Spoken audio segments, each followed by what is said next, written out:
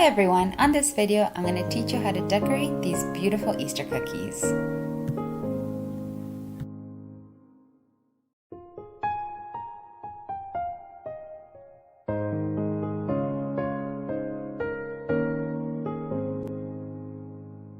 Hi everyone, this is a continuation of our sugar cookie recipe video. On this video, we are going to be showing you how we color our icing. We're going to fill our pastry bag and then we're going to start decorating. So Cora is going to start making the icing green. And one thing I want to mention is that every time that you're not using the rest of your icing, you want to keep it sealed in an airtight container. And I do find that keeping a moist paper towel inside it before you close it keeps in the moisture inside there, because royal icing does dry quickly. Okay, so when you're coloring icing, you can start, honey. Okay. When you're coloring icing, a little bit goes a long way, and because we want to, I find that this is Americolor. This is good quality, but I just find that it spits out too much, so we're going to use a toothpick actually. Toothpick? Yeah, because we want to make this like a light Easter green. And you always want to, and you want to always make sure to use a clean toothpick when you're putting it into your coloring. Oh, honey, too much. Oh, okay, that's fine. Yeah. Too much? Yeah, no, it's good. When you're coloring your icing, put in a little bit at a time. If you put too much and you don't have any more white icing, then you're stuck with a really dark color. So a little goes a long way for sure. Meanwhile, I'm going to prepare the pastry bag. Now these pastry bags, I get them at Michael's, or you can get them at a bakery store, and it comes like this. And actually this is how it comes, a brand new one. It comes with a tip like this. But we like to wash and reuse our pastry bags. This one is already pre-cut right here. Now what I'm going to do is, this is a 2-piece coupler. I'm going to put this part inside here. Then I'm going to put my number 2 decorating tip. Color. Oh yeah, that's pretty. Yeah, that's pretty. We usually use number 2. If you use number 3, your royal icing is going to come out a lot more faster. That could be a good thing, but that could also be a bad thing too. If you're decorating with kids, they might like it coming out faster. That way there's not so much pressure on their hands when they're decorating. But that also means that, it comes out a lot quicker. You want to make it darker? But we like number 2. No, honey, what do you think? I like that color. Yeah. It's a nice Easter. So she only put very little royal icing in there. I mean, coloring. What? Okay. You can put that away. Okay. Thanks, honey.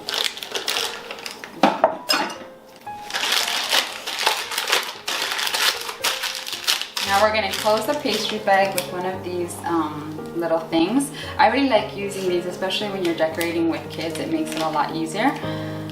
It could get very messy if you don't close this in properly. And if you don't have these, you can just use rubber bands. So Cora made a really pretty green, and we actually already pre-made all of our colors.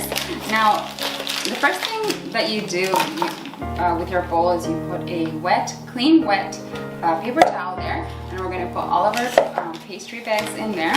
We always, during the whole time that we're decorating, we want to make sure that these tips are touching that wet paper towel, because we want to cover this with that moist towel to stop the royal icing from drying. So our colors are done. It's time to start decorating. I'm going to start by explaining the basic decorating process. There are 2 main steps to decorating the cookie. The first step is the outline, and the second step is the filling or the flooding of the cookie. And yes, you always need to do the outline. I am using a cute 2.5-inch Easter bunny. I find that this is a perfect size for beginners, and I will be using my darker green icing so you can see the icing more clearly. First, I'm going to show you how I do the outline. Then I will explain exactly what I'm doing. As you can see, there are areas where I am touching the cookie with the icing, and there are areas where I am lifting the icing away from the cookie. Every time I touch the cookie, I am anchoring the icing to the cookie. when you are outlining your cookie, you want to outline away from the cookie as much as possible to get a smoother line. When I first started doing outlines, it was so intimidating to do an entire outline just in one swoop, so I found it less intimidating when you are able to anchor it throughout the outlining of the cookie. The good thing is that you're able to, wipe it off with a toothpick and start all over again. I'm going to remove the outline and I'm going to show you again the outlining process. I'm going to be showing you all of the anchoring points of this bunny. You are going to outline the cookie as if you were connecting the dots. All of these anchoring points are the points where your icing is going to touch your cookie. Every other space in your outline, you're going to be outlining away from your cookie.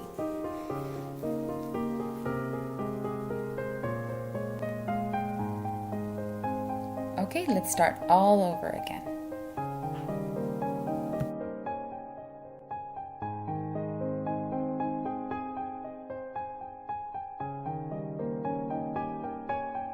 I'm going to show you at a closer angle exactly what I mean by lifting the icing away and it's only half a centimeter away from the cookie. This is creating a more smoother outline. So I'm anchoring it there, lifting it there, anchoring it there, lifting it, anchoring it, lifting it, anchoring it there. Like I said before, by anchoring it, you're creating a more sharper corner, which is what we want for this shape. Now we are going to start filling the cookie. I am using tip number 2, which is what I normally use for most of my cookies. Tip number 1 I use for finer details, and tip number 3 I use to fill bigger cookies. If you notice, I don't fill the cookie with icing close to the outline, especially if you're a beginner and you're learning how to make your icing consistency. If you make it a little too runny and you're filling close to the edge, your icing is going to run down your cookies, and I hate it when that happens. So I try to flood the cookie with my icing a little bit away from my outline, and then using my toothpick, I am pushing the icing towards the outline.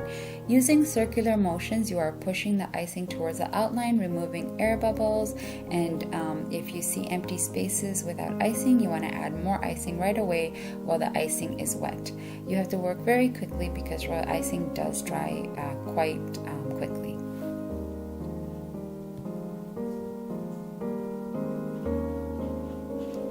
Right now the icing is very shiny because it's wet, but once it dries, it's going to look a lot cuter. And our cookie is done. Now let's start decorating our Easter cookies. Right now I am doing an outline on a 4.5 inch tall egg. I am using tip number 3 for the border and the fill because this cookie is quite large. If I was filling this with a tip number 2, it would take me a lot longer, and by the time I was done icing the cookie, certain areas would already be cracking and it would be very difficult for me to fix. This cookie actually took me 2 minutes to outline and to fill. So it's not a size cookie that I would recommend for little kids because their hands could get very tired pushing all that icing out.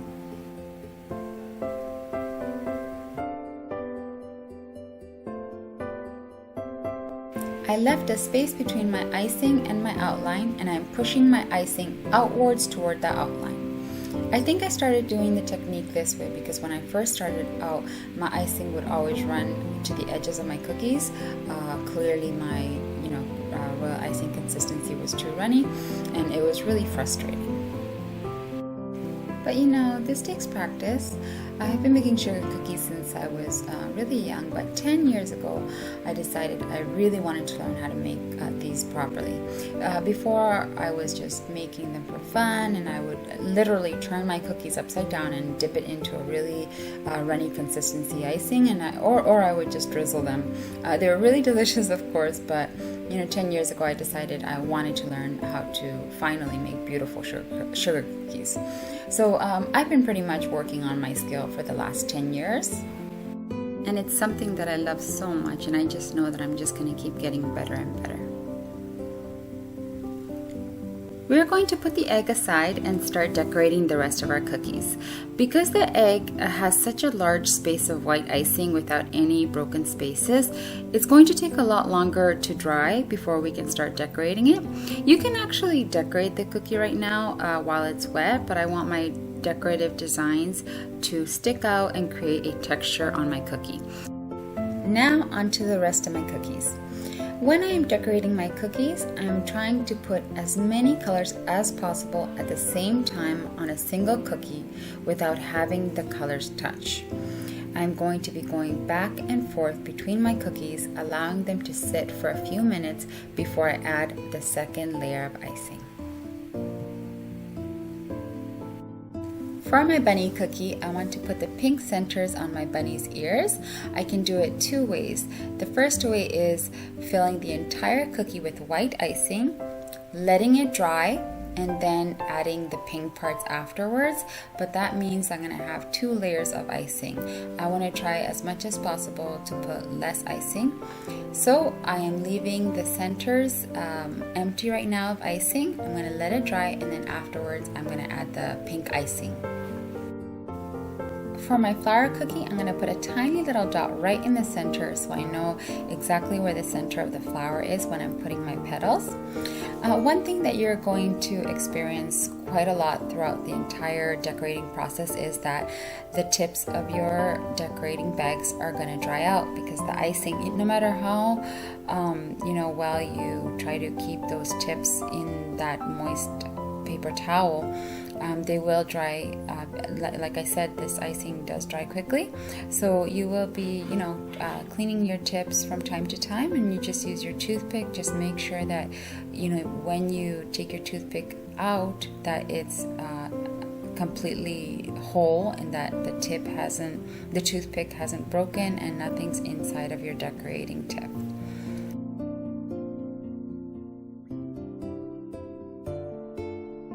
So the carrot cookie was definitely mine and Cora's favorite cookie to decorate. I made these cookies 2 years ago, and because they were such a big hit, we decided we're gonna do them again. I don't know what it is about this one. I think it's because it's so cute, but we both really enjoyed decorating this cookie.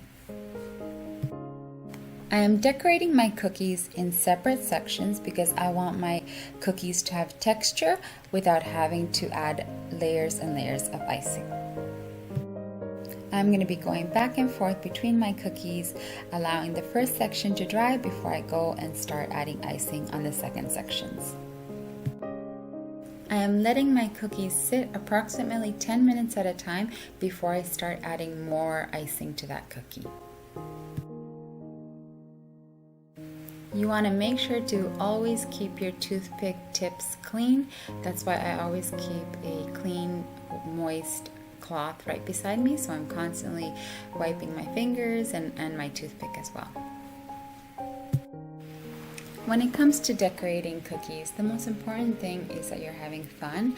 I find that it's so easy for us, and I think that we all do it. We build this high expectation of what we want our cookie to look like. All these the images that you see online and on YouTube, these cookies just look so amazing.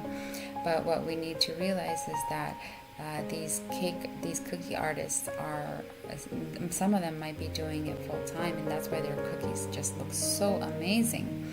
And then we expect our cookies to look like that too, so we kind of get a little bit frustrated when we're decorating cookies. But it's important to always remember to have fun. That's the most important, and you're only going to get better with practice.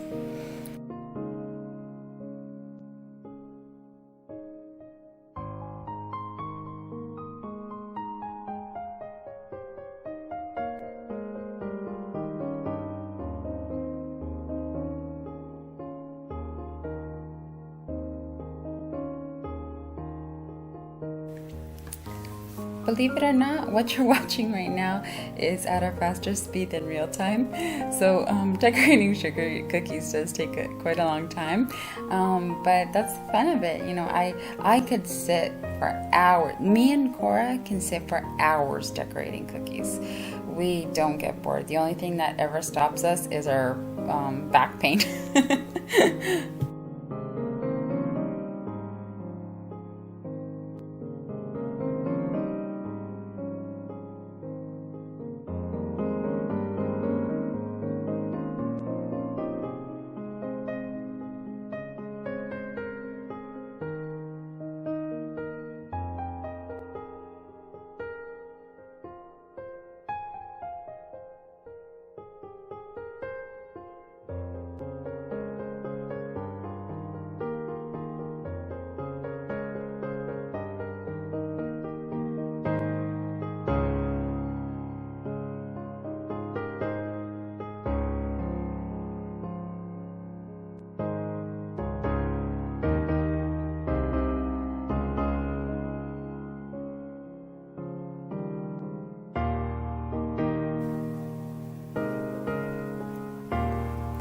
Now we're finally gonna start decorating our Easter egg. So it's been sitting there for over an hour, but I'm still being very delicate, not putting too much pressure on decorating it.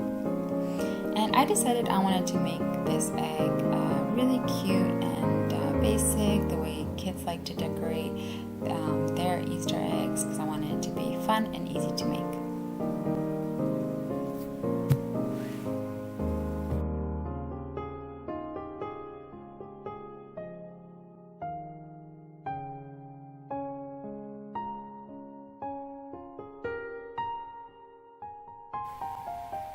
I'm making the bunny's eyes in white icing.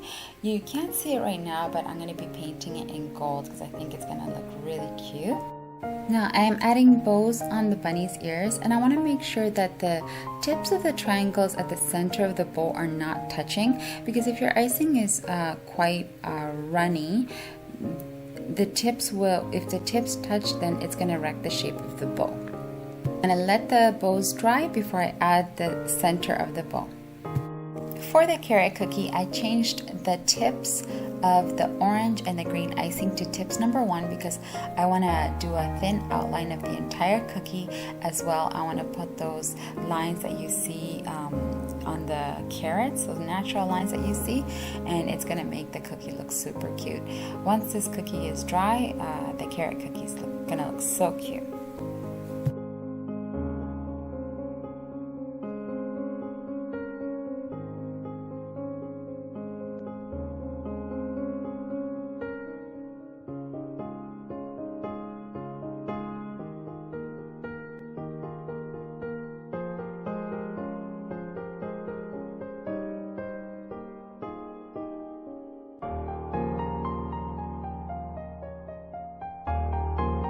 My sugar cookies are almost done. The last thing I'm going to do is paint the little eyes in gold. And I hope you guys enjoyed watching my decorating video. Bye guys, thanks for watching.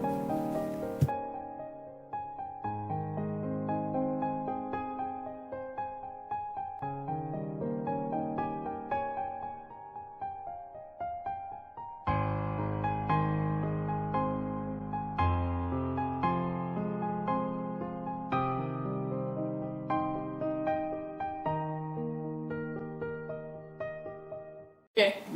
So Cora made a very pretty Easter green. Okay, stop. Just hold. Okay, don't hold it. Stop.